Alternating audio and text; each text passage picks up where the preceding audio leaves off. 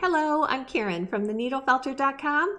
Today we're tackling a question that opens up so many creative possibilities. How do I make manually felted sheets? This is FAQ number 6 in my series, and I'm excited to show you how to create custom felt sheets for your needle felting projects. Let's start by exploring the differences between a commercially available felt sheet, a pre-felt, and the manually felted sheets we are making today. All of the ones we'll look at are 100% wool. A commercially felted sheet is a sheet that is well felted and the fibers are short. This makes it very strong. It can't be pulled apart easily and must be cut, leaving hard edges. While it's available in a large range of colors, it does come in a limited selection of sizes and thicknesses. A commercial pre-felt is a sheet that is felted enough to hold it together, but it can be pulled apart for a softer edge or cut for a hard edge. It's only available in a limited range of colors, and I've only seen pre-felt offered in one thickness from the suppliers I purchase from in the United States. A manually felted sheet allows you to decide all the characteristics I just mentioned. These are felted sheets I made as tests for an elephant ear. You determine the degree of felting. It may or may not be easily pulled apart. You choose the shape, and you can give it a soft or a hard edge. You also decide the size and the color. You can even blend colors to create gradients or patterns. Finally, you can make your felted sheets in an unlimited range of thickness. The only boundaries are the ones you decide to set. So why would you want to make your own felt sheets? There are so many reasons. You can make animal ears like the set I made for this bunny. They can suggest feathers like the tail on this lovebird.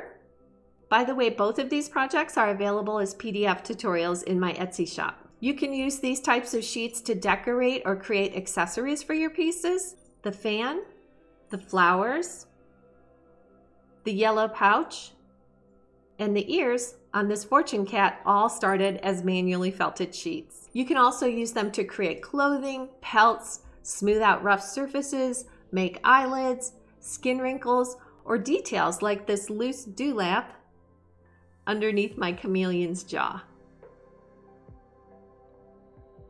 Let's create a small felted sheet. I'm going to use my Wool Buddy felting mat. I like to lay a piece of felt sheet under the sheet I'm making. That makes it easier to flip, and I'll demonstrate that in a minute. I'm going to mix these two colors of comb top just so that you can see the direction I'm laying the fiber in. So you want to start by pulling off thin layers,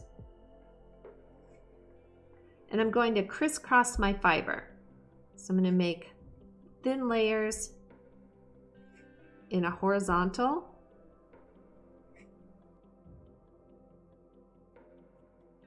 And then I'm going to use this gray, and I'll pull off thin layers again, and I'm going to lay them vertically this time. This will help give your felt sheet more strength.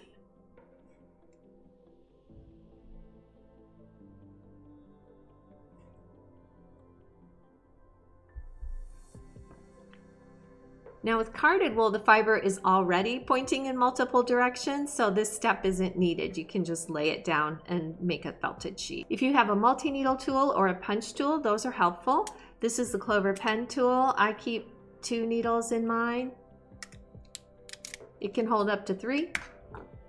And this is the Clover punch tool. This has 5 needles.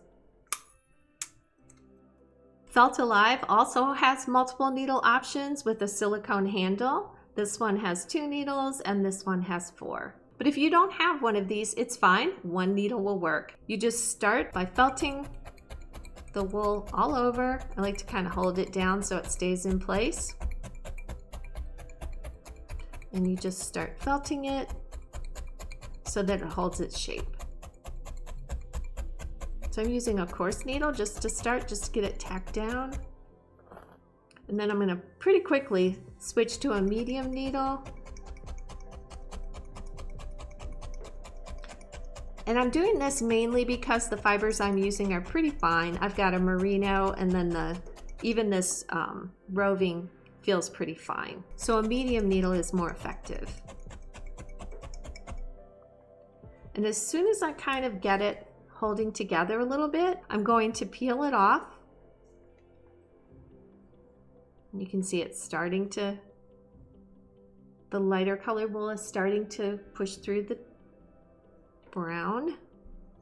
I'm going to flip it and felt it from the other side.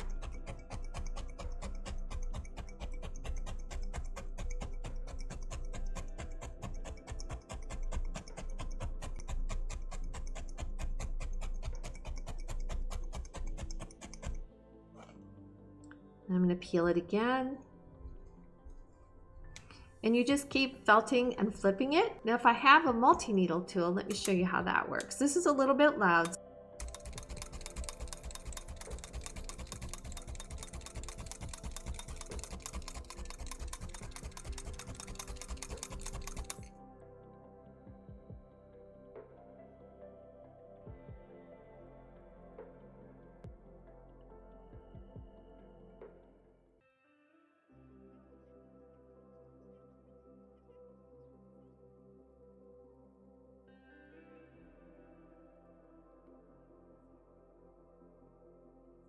The more I felt it, the easier it is to release from the felt sheet and the felting mat.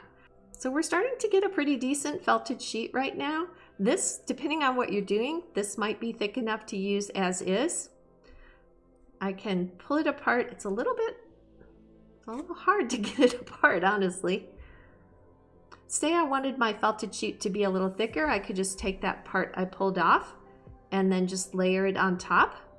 Again, I'm trying to make sure that my layers are going in different directions. So I'm going to put the layers that are, the brown is now horizontal, so I'm going to put that on top of the gray. You may want a dense felt or something that is more lightweight. Continue felting and flipping until your sheet has the degree of felting you need. Here's the finished felt. So next time you're looking for a specific color, thickness, or texture of felt for your needle felting projects, consider making your own. And that's it for this FAQ. I hope you found it helpful and it inspires you to felt something, and if you don't felt, make something. See you next time.